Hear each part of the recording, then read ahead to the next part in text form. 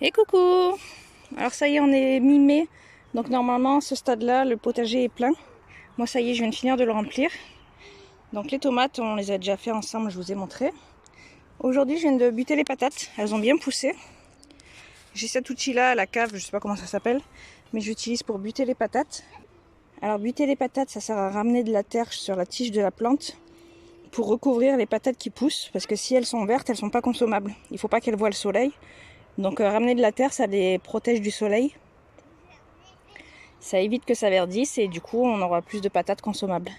Si on n'a pas de terre, s'ils sont trop serrés, on peut aussi mettre de la paille. Tant qu'on met une couche épaisse de quelque chose qui cache le soleil, ça marche. Alors ensuite, maintenant que j'ai buté, j'en ai profité pour mettre mes plants de melons jaunes. C'est les melons jaunes qui vont arriver vers le mois de septembre. Je les ai mis derrière les patates, comme ça j'ai pas besoin de m'en occuper. Donc là j'en ai mis un ici, je le mets au fond des rangs des patates. Quand je les bute, comme ça ils ont du soleil. Il y en a un ici. Tous les 2 rangs à peu près, j'ai mis un plant de melon jaune. Au moins ça permet qu'ils poussent. Il faut qu'ils aient de la lumière, donc il faut quand même le faire quand on bute les patates. Sans lumière, ils pousseront pas. Et là, du coup, ils vont pousser et je m'en occupe pas jusqu'à septembre. Peut-être que je les taillerai un petit peu. Je verrai comment ils poussent, mais sinon je m'en occupe pas. Ensuite, au fond du potager, j'ai tout planté. Donc ici, on a les courges, toute la série de courges. Je mets un piquet pour savoir où est le plant, parce que quand ça va pousser, ça va s'étaler et on verra plus où est le plant. Donc du coup, on ne pourra pas savoir où l'arroser. Même si j'ai l'arrosage, moi j'aime bien arroser plan par plan. J'aime bien le faire moi, donc j'aime bien savoir où est le plant pour les arroser. Au fond, c'est des tournesols. Donc ça va pousser, ça va faire joli. En plus, j'aurai des graines de tournesol en septembre. Et j'en ai aussi mis derrière. Ils sont un peu plus grands, je les ai mis un peu plus tôt. Ils sont avec les artichauts. Et ça servira aussi de tuteur aux courges. Quand elles vont s'étaler, elles vont pouvoir courir dessus et grimper. Ensuite, on a une rangée de piments d'Espelette, 2 courgettes ici, 2 plants de courgettes, les poivrons. Aujourd'hui, j'ai rajouté tous les concombres. Donc les concombres, faut pas les mettre trop petits. Là, ils sont bien, ils ont quelques feuilles. Si on les met que avec les 2 premières feuilles, là, les cotylédons, ils se font manger par les limaces. Donc il faut bien attendre qu'ils aient au moins 3 feuilles pour les mettre en terre.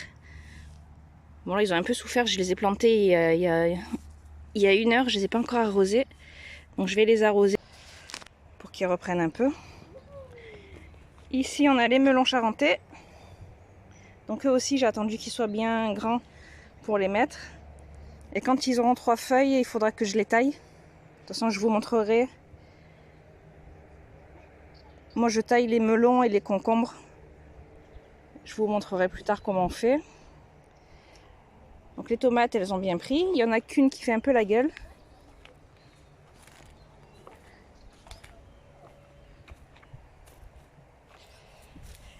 Il y a celle-là qui est pas très belle. Alors je la laisse quand même, on va voir. Peut-être qu'elle va reprendre, je sais pas, on va voir.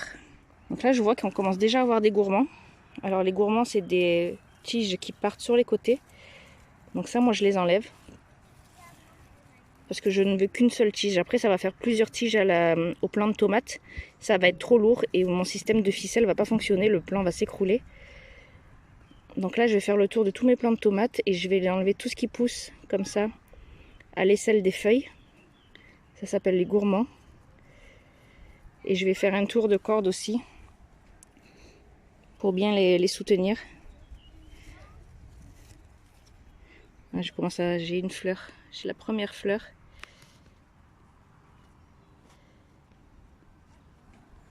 Donc ça pousse bien les tomates.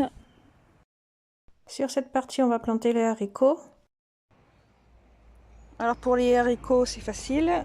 On fait nos sillons, pas trop profonds. Moi, je prends des sans fil.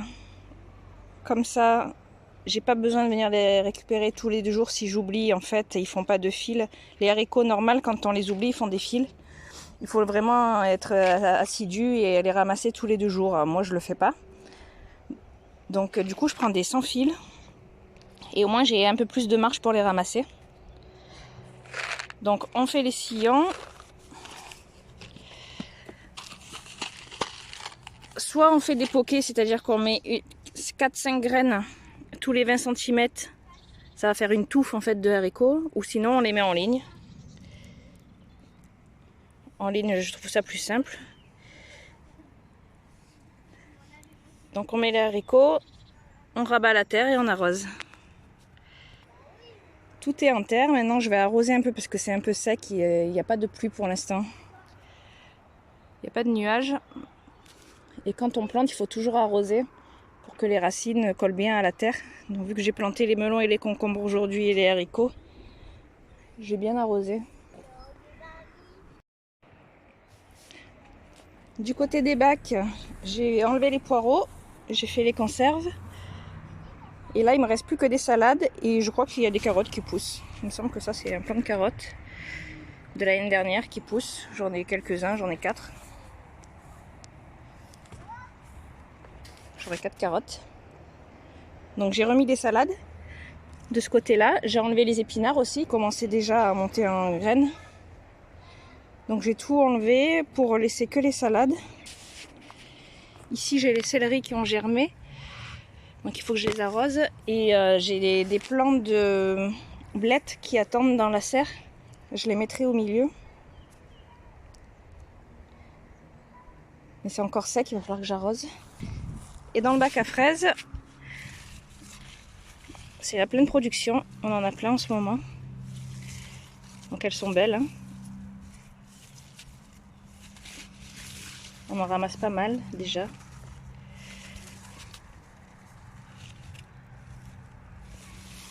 Elles sont belles et elles sont bien grosses. J'ai bien fait de les nourrir. Alors là, ça c'est une autre variété. J'ai des variétés longues, des variétés courtes. J'ai mis un peu de tout. J'ai mis des remontantes et des non remontantes. J'avais que des remontantes. Et j'en avais pas assez au printemps. Donc les variétés que j'ai rajoutées, c'était des non remontantes. Donc là, j'en ai plein. On est le printemps, j'en ai plein.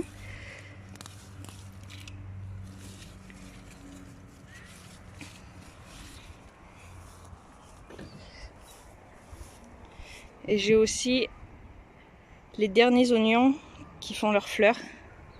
Donc j'en ai laissé quelques-uns pour l'année prochaine, pour récupérer les graines.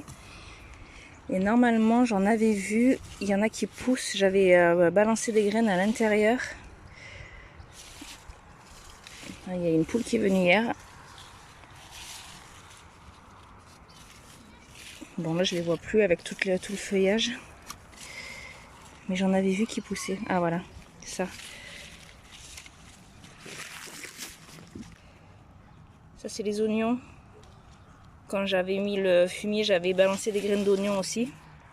Ils sont en train de prendre, j'en aurai cet été.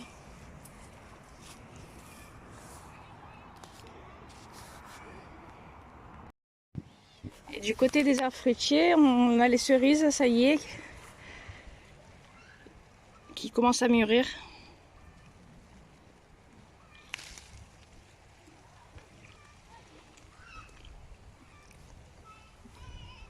Donc on en a déjà ramassé. Et là, ils commencent à mûrir tout doucement, c'est les premières. En faisant le tour des arbres fruitiers, je suis tombée sur ce pêcher. Il est pas beau du tout. Il a les feuilles toutes recroquevillées comme ça. Et quand je les déplie, je vois que dedans, il y a des petits pucerons.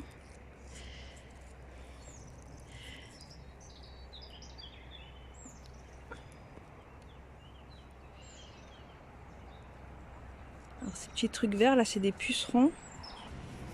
Ce côté-là, il est un petit peu plus joli. Il n'a pas été touché. Donc sur le côté touché, ici là, j'ai pris de l'eau et du savon noir que j'ai mis dedans. J'ai bien remué. Je vais asperger les feuilles Ça tue pas les pucerons, par contre ça les fait tomber par terre. Ils glissent sur le savon et ils tombent. Après ils peuvent plus remonter. Parce qu'un puceron ça sait pas remonter les arbres. Il n'y a que les fourmis qui les font remonter. Donc je vais bien asperger les feuilles pour les faire tomber. Et ça va l'aider un peu à lutter contre tout ça.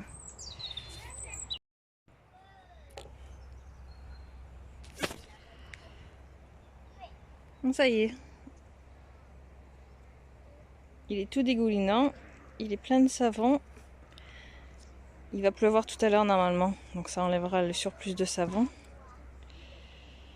Donc j'ai pas hésité à frotter les feuilles avec mes mains pour bien le faire, faire aller le savon à l'intérieur des feuilles.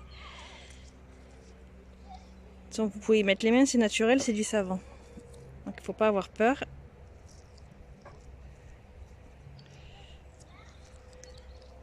Donc tout est englué, ben regardez, on le voit là. Ils font pareil, les petites bestioles, elles glissent et après elles tombent au sol. En traitement préventif, j'ai fait l'autre partie aussi. Même si les feuilles sont belles, bon on sait jamais. Il suffit qu'il y ait un peu de pucerons de ce côté-là que j'ai pas vu.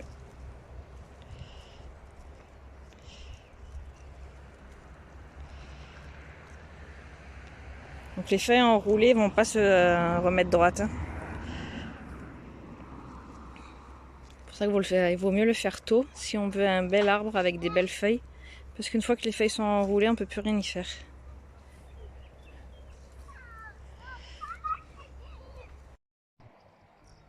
J'ai un petit problème avec la structure des tomates.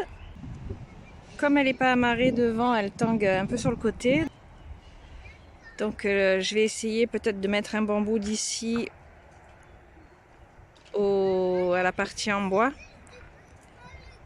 pour pouvoir la redresser un petit peu. J'ai mis un bambou ici pour renforcer. Donc ça tangue moins, je vais voir si ça tient. Sinon j'ai vu aussi que je pouvais en mettre un de cette partie-là à cette partie-là. Donc je verrai. Si là ça tient, je laisse comme ça, sinon je remettrai un bambou de l'autre côté.